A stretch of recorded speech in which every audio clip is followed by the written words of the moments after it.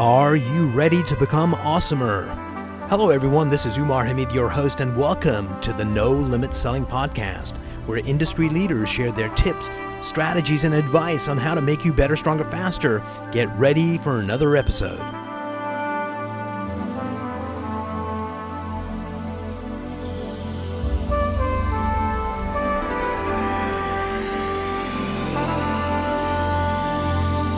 Hello everyone. Today I've got the privilege of sitting down with Dan Ostrowski. He's the director at Donovan Health Solutions at Agora Publishing. Dan, welcome to the program. Well, thank you. Thanks for having me, Umar. Dan, the reason I'm so excited to have you here today is you do this amazing magic trick, is that you use the written word to get people to buy stuff, to open their wallet, which is a difficult trick to do. Well, it is difficult, but when you do get down to it, you'll see that there's some very specific things happening in that sales copy to get people to not only engage with your sales copy right from the get-go, but then also to continue to move through it.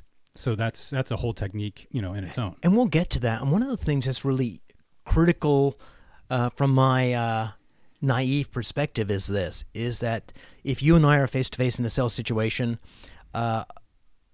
I can be, mediocre and still maybe close the deal. But when you're writing, you need to know your customer intimately and what their real concerns are. Because if you don't have that spot on, they're going to lose interest right away. So you have to be beholden to the rules of sales a lot more strictly than when you have your body and you've got coffee or whiskey or whatever you're doing to close that deal, right? That is true. And, if I were to sum that up in one word, it would just be empathy for your customer. The more empathetic you can be and put yourself into their place, it's going to sell itself is what ends up happening. So how do you do that? Because oftentimes, when I talk to companies, they have an illusion of what their customer, who they are and what they want. But sometimes there's a different reality from the customer's point of view. So how do you quote unquote, walk in their shoes? That's a great question. And that is the number one secret to sales. Being able to slow yourself down and slow your sales process down just enough so that you are willing to spend the time and have the patience to place yourself in the mindset of the customer. And you can do that in a lot of ways. The way that I do that is when say I'm selling over the phone, for example, I know we're talking about written word, but say that I'm selling over the phone and, you can hear it in people's voice. You need to really pay attention to how they're speaking to you and pick up those little cues that allow you to show empathy. Because they can't, you have to give signals of empathy. Yes. And so we'll switch real quick to writing. How do you do that in writing? It's what I call, you use the you. We're always talking to you. And, that's a real quick, easy way to show empathy because you're saying, look, I'm speaking to you. I'm putting you in this situation. And just to take a step back for a moment, because, my whole world is neuroscience, is that the most ancient part of our brain, the reptile brain, it's only concerned about me. So when you use the word you, it perks up for a moment and goes, I need to pay attention to this. And so not only does it create empathy, it also gets that reptile brain to kind of open its eye and go, maybe I need to pay attention here. I think you're right about that. So in the written word, in the copy that we use, like in our business, for example, we copious amounts of the word you in there. And a lot of times, in fact, we'll send it back to the copywriter and tell them to, hey, we need you to you this up a little bit. You this up. I love it. Yeah, we need you to you this up a little bit. And, I got that from a great copywriter, Patrick Beauvais, who now works for Legacy Research. So shout out to Patrick. Getting people to pay attention to that piece of copy, you have to have some sort of, real big benefit right off the bat, to hook them, right in that subject line. You need something that is a benefit driven, maybe it's women will finally find you attractive. Yes. I'd read that copy. Yeah, exactly. Finally? Wow. Finally. Well, that's true because, you just plugged into an emotion there, where the person who's reading that is like, you're trying to meet them where they are. And that's another thing, the empathy. You're just trying to meet the person where they are rather than trying to drag them all the way over to where you are. And, you want to sell them this thing, whatever it is. instead of dragging them all the way over there, just meet them exactly where they are. You're usually speaking or writing to that prospect for a reason. They've showed some interest in your product potentially already. They saw an ad on Facebook that got them intrigued, and they come into your system. That's right, exactly. And we use Facebook, every day, to find customers. And it's of course, one of the best platforms to do that. It's like magic. I would back up a little bit. It is not magic, my friend. It is freaking voodoo. Because if you don't know what you're doing, you could spend a fortune and not get. So there is expertise there, and the illusion that Facebook does, bastards, is that they make it look so easy that you could do this, and the reality is you need someone that's got some skills in that area to get people to actually, the right people to engage with you. That's absolutely right. And so we don't depend on ourselves in our business to come up with that strategy. And so we work with an agency that are experts in Facebook advertising, and we work with them. Why? Because they know exactly how to program those ad sequences to. It's much cheaper in the long run. Find the audiences, and you're able to scale. So I'm going to take a step back a little bit, because I think the most important thing that we've talked about so far is that I was talking to this salesperson. He said what they started to do is they have this phrase, we want to smell the customer's breath. And so they're traditional sales. And he says, rather than, just meeting with our customer, because, who knows how much information gets transmitted, that we shadow them for 2 days. And when we shadow them for 2 days, it takes a lot of trust to be able to do that, is that we realize sometimes they're not using our product correctly, or there's a ton more opportunities for us to help that customer out that we never knew about just having the normal kind of sales meeting. So knowing your customer is critical. Absolutely. So many times we'll try to guess what that customer is doing. And, the wonderful thing about our direct marketing business, direct response marketing, is we know very, very quickly. We'll get that feedback very, very quickly from our advertising, so we can know, like, hey, is this something that's resonating or not? Often within 24 hours of testing a subject line or a little piece of copy, right, the audience will tell you, and the data will tell you, if they're interested or not. And we follow that data.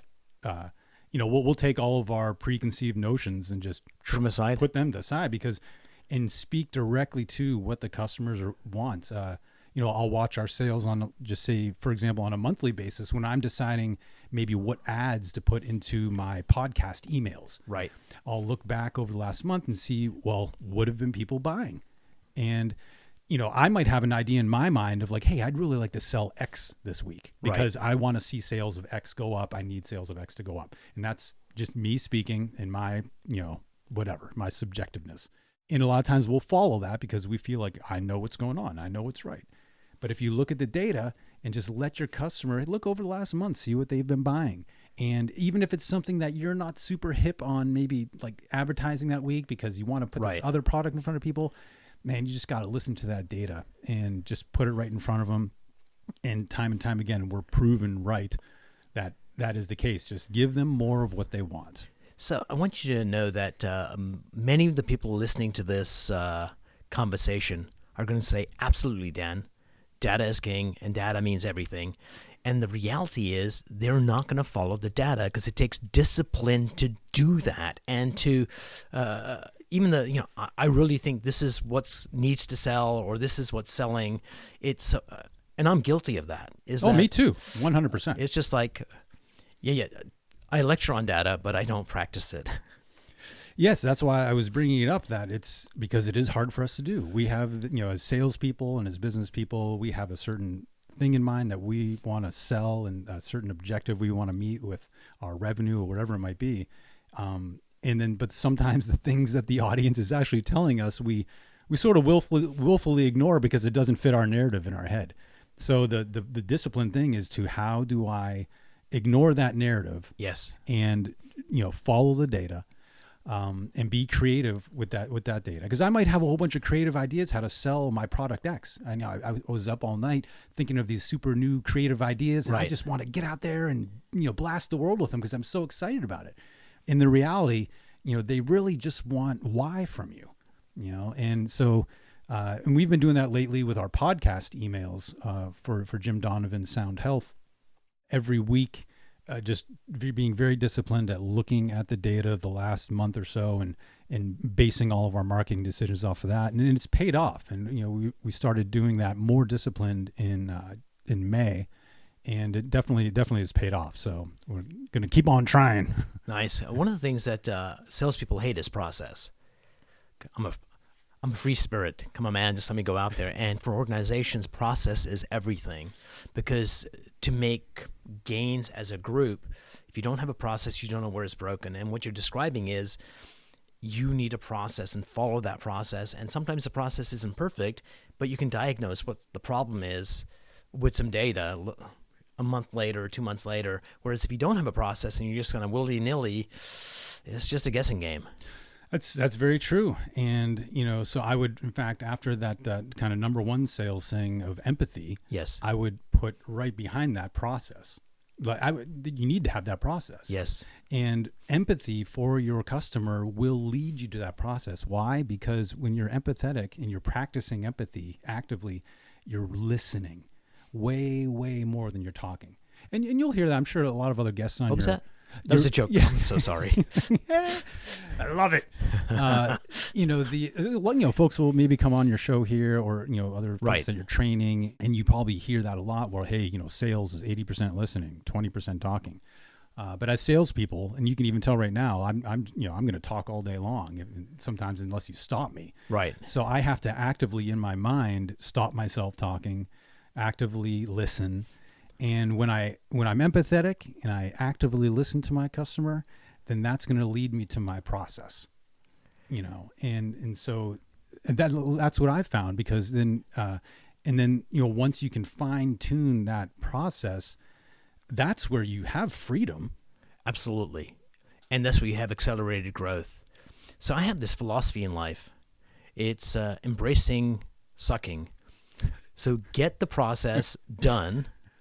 And is it going to be totally crap? Probably not. Is it going to be totally brilliant? Probably not. But just getting it done and then tweaking it. And after the 7th iteration, it's going to be rock solid. If you wait for something perfect, then a lot of times stuff doesn't get done. I agree. So dear listener, please suck. Please suck. In fact, I do tell that to, sometimes when I'm starting out with maybe a new editor for a product. Yes. And we're getting that first product out, and they're all very, very concerned about making it beautiful and perfect and everything. And I tell them, look, if you are not completely embarrassed by this first version, a year from now, you were not going quick enough. Oh, isn't that brilliant? Yeah, you weren't going quick enough. You're holding yourself back. So you must be embarrassed by this first effort. I love that. That's one of the stories I tell them. I do a lot of coaching. So one of the stories I tell clients is I wrote this beautiful piece of marketing, and it changed my life. It was like I honed it. It was perfect. It was magical. Then a year and a half later, I saw it, and I went, oh my God, this is dreadful. And it gave me the permission for the suckiness, because it's like I spent all this time and it wasn't that great. And why not just get something done and test it and just make it better? So I want to know where you suck, Dan. And this is a question that can you tell me about some copy that you wrote that went out there in, wherever in your career, and then one of your mentors tweaked it a little bit and it started getting dramatically better results? So something you did was working, but a little tweak here or there got it to perform really well. Do you have one of those in the memory banks? Well, the one that comes to mind right away is when I was working at Stansberry Research, we were selling this lifetime package called the Alliance. And myself and some of the other sales guys, we would come up with this copy on our own to reach out to prospective customers who we would do the research, and we would find out who the customers were that were most suited for this particular product. And, and then we would kind of go after it that way. So I would write my copy, and I would have to say, and I thought it was pretty awesome, right? Mm-hmm. I'm like, hey, I'm really proud of this. And it's going out and it's effective. But then my friend, again, Patrick Beauvais, true copywriter, he came along and improved that process, tenfold by just interjecting all of his copy knowledge and making it much more benefit driven for the reader, much more intriguing, just the selections of words, in making it more even like everyday conversational language, Yes. as opposed to some of the language I was using, which was a little more, it wasn't as conversational as you and I are talking right now. Patrick got a hold of it. He really was able to dial it up, and yeah, it was off to the races. Brilliant. So when you have, we're sitting in your music studio right now, and what's intriguing is the number of one-hit wonders that have come and gone. Absolutely. Where they had talent, and certainly the thing they created was totally brilliant, and then they kind of lose their way or something happens. So what do you think happens there, and how do we bring it down to copywriting and products where sometimes companies lose their way? I think sometimes we get a little too comfortable with our success. And that's one of the sort of dangers of success. You have great success, and then, and this is also true in the music industry. And that's, you have the great success, you have the number one selling album in the country or wherever it is. And how do you follow that up? And, and following that up, can be the most challenging thing to do. So some of that success that you have does breed a certain amount of, comfort.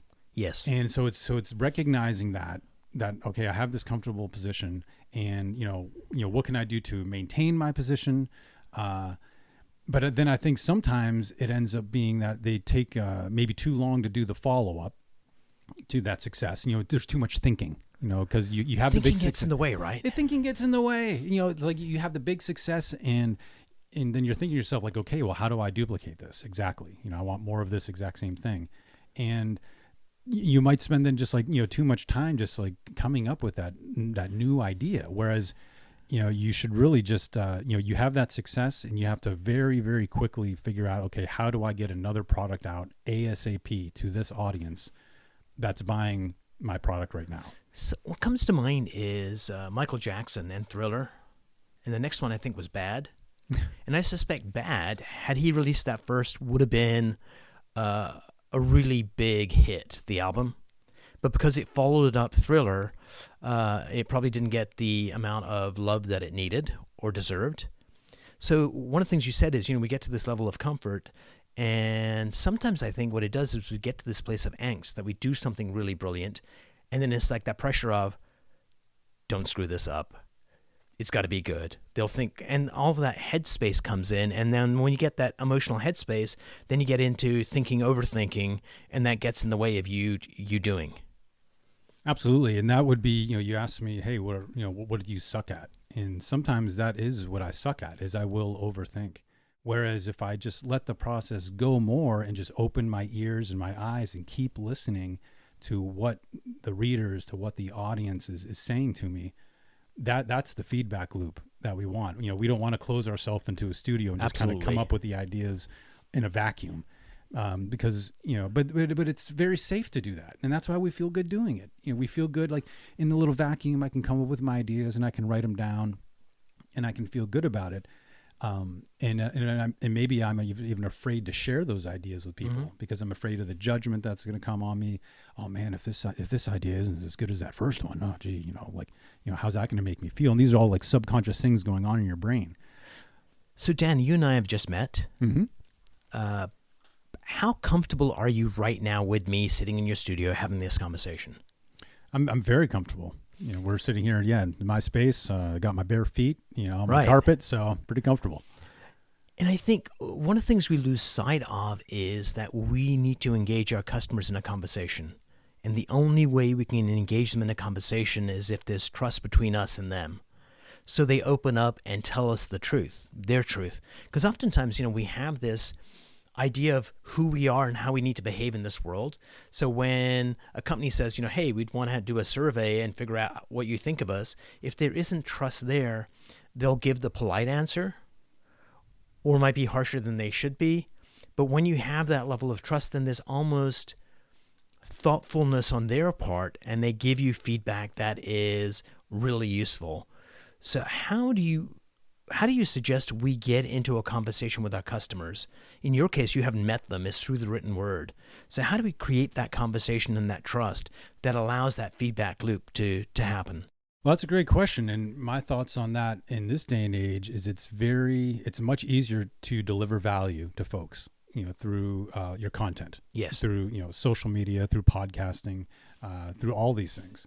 So that is really what you got to do is you have to deliver the value. You got to deliver the goods. You got to give them your best stuff to get them to hallelujah. Yeah, to get them to say like, yes, thank you for that wonderful thing that just maybe improved my life or I learned something. Please give me more. So let me pause you there. Come back to that. Is like when crazy crackpots like you suggested that to me, the initial reaction was, no, they should pay for that. How could you? And then when I started actually showing more of my expertise, stronger relationships with customers, more business came in, but it was such a hard thing to do because we're trained that, I am magical in some way and my knowledge is worth something. So how do you make sure you do that and the people that you're working with feel comfortable with sharing their best stuff? Well, because we show them by example that, showing your customer your best stuff, delivering them great value over and over and over again, then you never, ever, ever have to ask them for a sale. They want to buy. Yeah, they want to buy. They're just going to come right to you because they're going to say like, man, I've been listening to this guy's podcast. I've been reading his e-letter. I've watched some of his videos and I've really benefited from this stuff.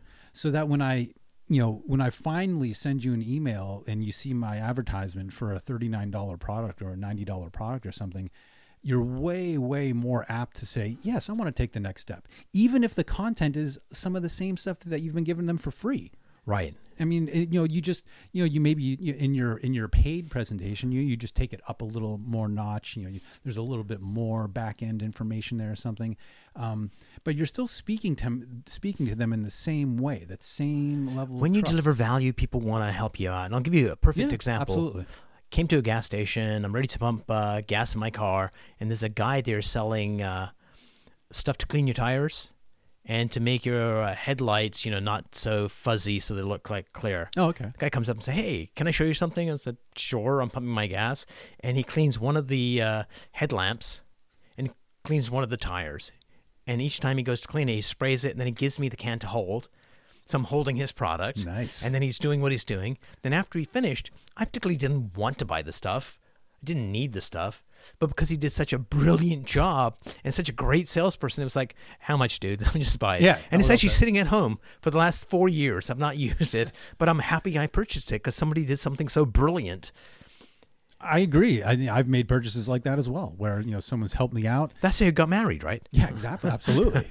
And shout out to my wife Lisa, beautiful life. Hey Lisa, we've not met yet, but hello. That's right. So yeah, but I agree with that, and that's an interesting little sales strategy. The little technique. He clearly showed you the product. He actually gave it to you to hold, and you saw the result, and you felt like and that was just in a moment thing. You had no plan to go out and buy that day. Right. Nothing like that.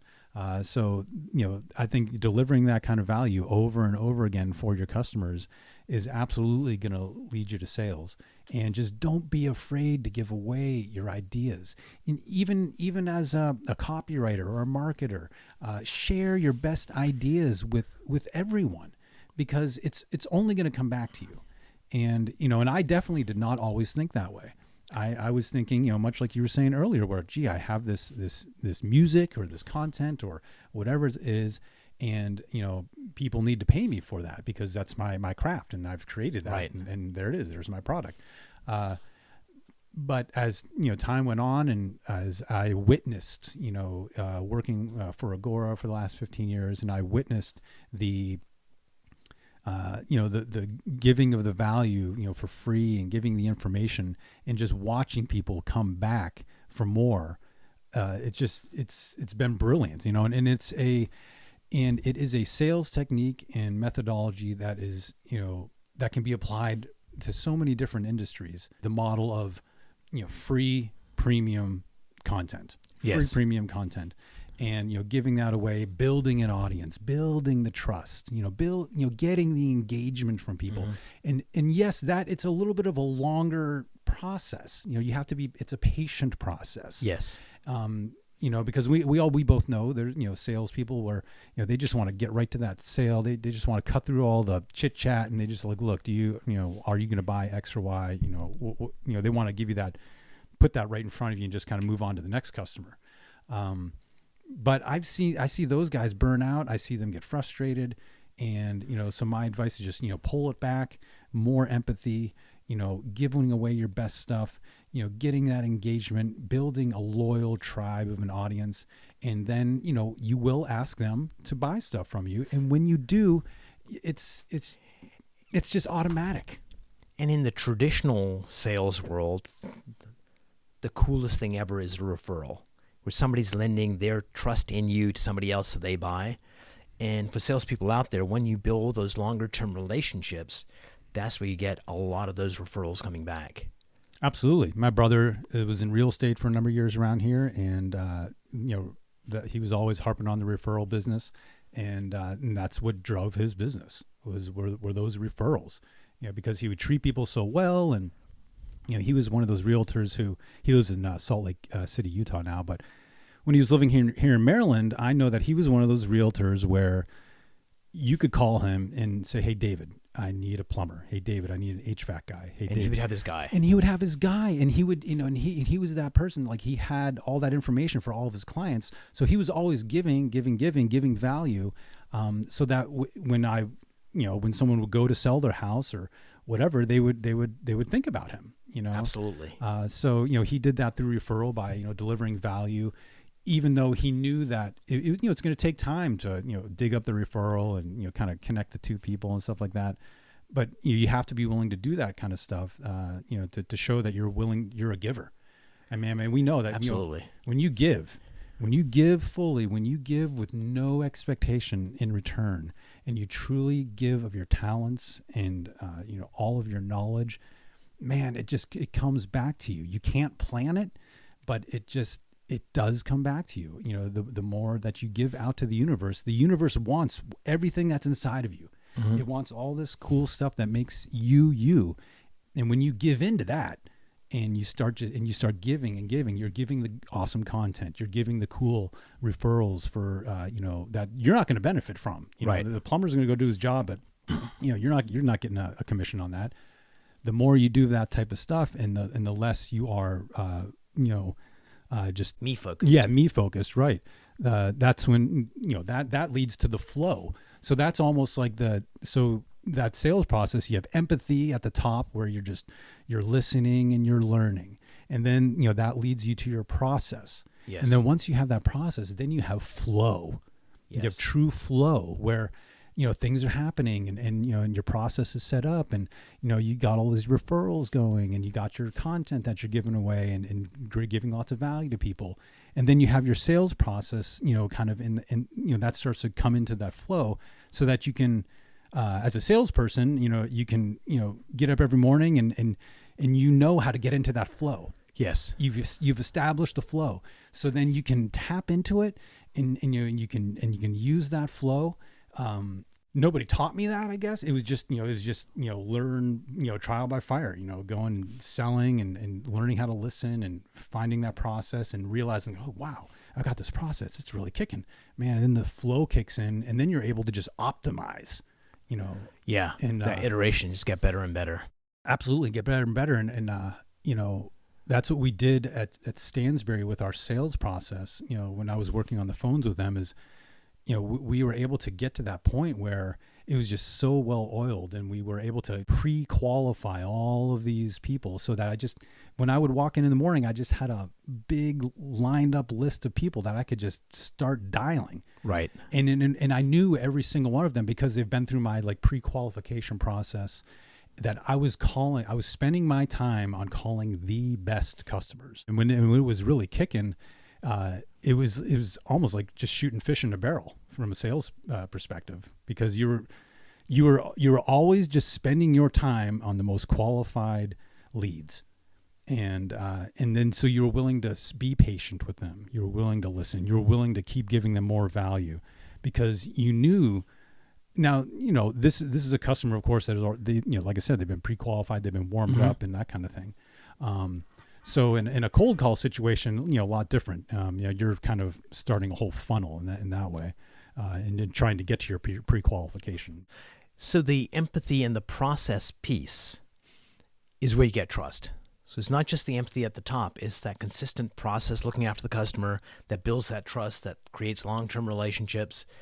Dan, before we part company today, what's the one piece of advice you'd give people on their writing that's designed to sell?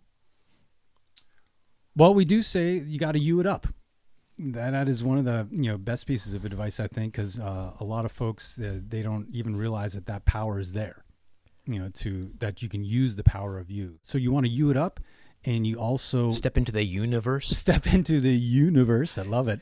And another thing with writing is, don't be afraid of one sentence paragraphs. All readability is exactly, so important. Readability. That is it, man. Formatting, using white space. Realize how the eyes are. Immediately when they see a piece of copy, I'm making a nanosecond decision in my brain whether or not I'm going to continue reading, based really a lot of times not even the subject line, but just how it looks. What's amazing too is we spend so much time spelling words correctly, and it turns out it doesn't make a difference because most of the time we're just looking at the look of the word, and we don't actually read the word when we're actually doing that task. Dan, thanks so much for sitting down with me. We're going to put all your social media links and so people can get a hold of you. Thanks so much for inviting me to your studio today. It's my pleasure, Umar. Thank you. If you enjoyed this episode, please go to iTunes and leave a 5-star rating. And if you're looking for more tools, go to my website at nolimitselling.com. I've got a free mind training course there that's going to teach you some insights from the world of neuro-linguistic programming, and that is the fastest way to get better results.